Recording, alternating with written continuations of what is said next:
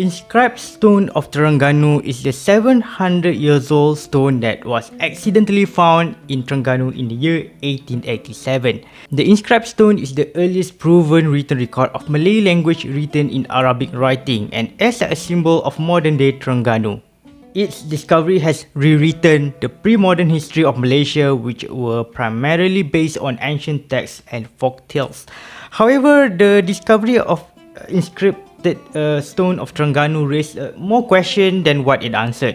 Who ordered the message to be written, where it stood previously, and how the ancient kingdom where it once stood disappeared almost without a trace. Let's wander around Terengganu State Museum and understand of why inscribed stone of Terengganu is an enigma in the Malaysian history.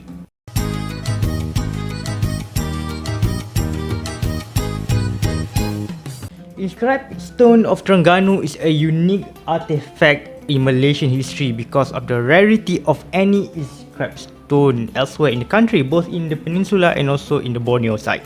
Furthermore, to add the enigmatic value, the inscribed stone found regionally such as in Indonesia and Thailand were written in Mon or Palava writings, often carrying the message of glorifying Hindu gods or Buddha and the rulers who worship them. This stone, however, written in Old Malay with the mixtures of Arabic and Sanskrit words carrying the message of Islam.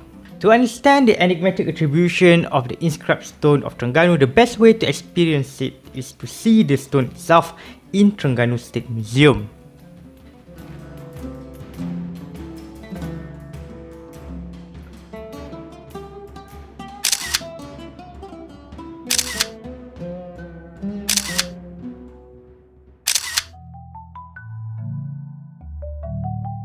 Kuala Berang, about 30 km southwest of capital city Terengganu, is a sleepy town with a calm, rural atmosphere. About 700 years ago, this part of Terengganu is the center of an ancient kingdom who practiced Islam, which has been spread all over the Malay archipelago by the Muslim traders. Based on the inscribed stone of Terengganu, the ancient kingdom is also called Terengganu. Before the discovery of the historic inscribed stone, there were little archaeological evidence of the existence of ancient Terengganu as the center of trade and center of propagation of Islam. In the year 1887, the area nearby Kuala Berang was hit with flood and former river course of Tara River was flooded as well. After the massive flood, the area was cleared for the new rice field as the area is a former river course with the possibility of the future flooding, which is really suitable for rice farming. A lot of water. When the locals cleared the land, they found a big stone slab.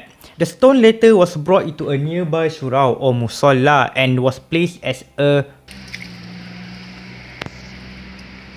In the 19th century Malaya, very few people are literate enough to able to read the carved lines on the stone slab. Thus, the inscribed stone was used as a place to wash the feet before entering the musalla for about 25 years. One day in 1902, a merchant named Said Hussein Ghulam al-Bukhari arrived in Kampung Buluh to seek new sources of tin, a sought after natural resources, particularly by the British. He regularly sailed on Terengganu River between the capital city Kuala Terengganu and inland town of Kuala Berang to find any possible sources of tin. When Zuhur prayer, which is the midday prayer, came, he visited Musalla in Kampung Buluh to perform Zuhur prayer. And do remember that in the early 20th century Malaya, most of the roads are unpaved dirt road. Thus, the feet need to be washed before the stairs to remove all the dirt and mud from the feet.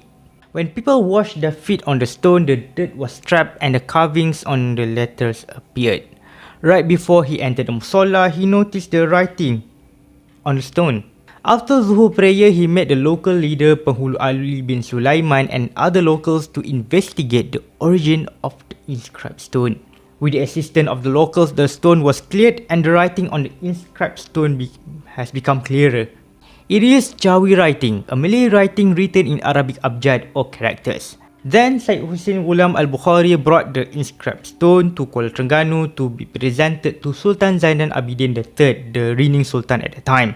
It is one of the many voyages that inscribed stone of Terengganu will took throughout the 20th century.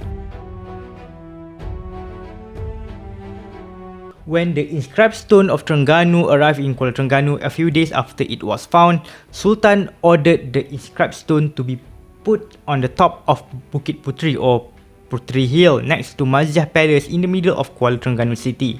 But then nobody could fully understand what it is the content inscribed in the inscribed stone of Terengganu at that time due to mixture of the old Malay, Arabic and Sanskrit words which were the modern Malay speakers no longer use. In 1922, H.S. Peterson, the assistant of British advisor, brought the inscribed stone to municipal office and asked the surface to be chalked so that the writing would be more tangible and readable. And that explained the white chalk on the stone surface you will see the original stone in Terengganu State Museum. The photograph of the inscribed stone has been sent to Mecca for further study, but the writings were undeciphered. Another photograph was sent to Oxford University in England, United Kingdom, and a breakthrough was found. Inscribed stone of Terengganu was written in 1303 at the earliest, based on the last paragraph of when the year number was assumed as the Hijri calendar because it doesn't say what year, and match it with the Julian calendar or just a Christian calendar. In 1923, British advisor in Terengganu J.L. Humphreys suggested that the inscribed stone move from Bukit Puteri to National Museum of Singapore for proper protection from weather and further study could be conducted. The reigning Sultan Sulaiman Badrul Alam Shah consented the move, and inscribed stone of Terengganu was housed in the National Museum of Singapore from 1923 until 1960. When inscribed stone of Terengganu was exhibited in Singapore, more and more breakthrough has been reached. The writing was deciphered based on the existing Jawi writing matched with the Sanskrit words found in the earlier written text. It was in Singapore that the content of the inscribed stone of Terengganu was finally being understood. When National Museum in Kuala Lumpur was opened in 1960, the inscribed stone was moved to the newly opened museum. By 1979, there were efforts to return the inscribed stone back to Terengganu. Only in 1989, the federal government decided to return the inscribed stone of Terengganu to Terengganu, where the state government built a new museum in Kampung Losong, Kuala Terengganu. On the 6th of July 1991, inscribed stone of Terengganu was returned to Terengganu State Government and was exhibited in Terengganu State Museum up to this day. Enigma is a person or a thing or a situation that is difficult to understand, according to our Oxford Word Power Dictionary. In the YouTube channel that gained popularity based on the transit and also on travel, we should remember that inscribed stone of Terengganu is only possible with the existence of sea trade route. The route that brought tea, silk, pepper, cinnamon, cloves, nutmeg, gold, and of course, religion. And how does inscribed stone of Terengganu created an enigma in the historical study of Malaysia?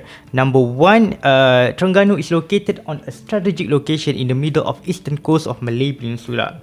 Far from being a fringe in sea trade routes, inscribed stone of Terengganu raised the likelihood of a vibrant trade activities with strong rule of law, which traders often favor political stability to run a stable business.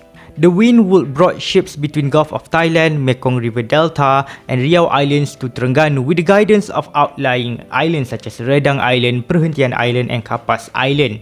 The spread of Islam to interior Terengganu proved the likability of international trade routes between east coast of Malay Peninsula with China, India and Middle East.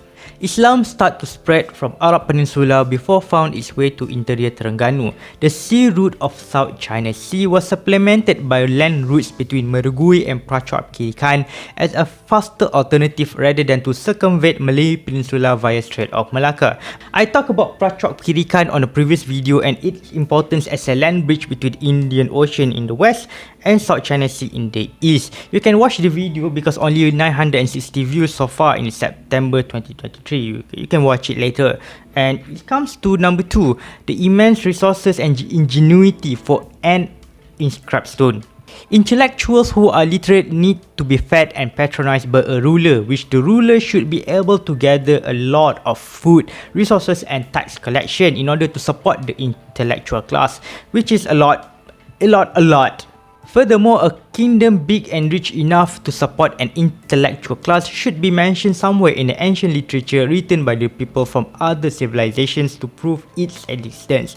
So far in the book Yu Fan Ji, completed in the year 1225 by the Chinese official Zhao Rukuo, called the ancient interior Terengganu as Follow An, which means that the Chinese scholars acknowledge the existence of Terengganu at least 80 years before the assumed date of the writing of inscribed stone of Terengganu.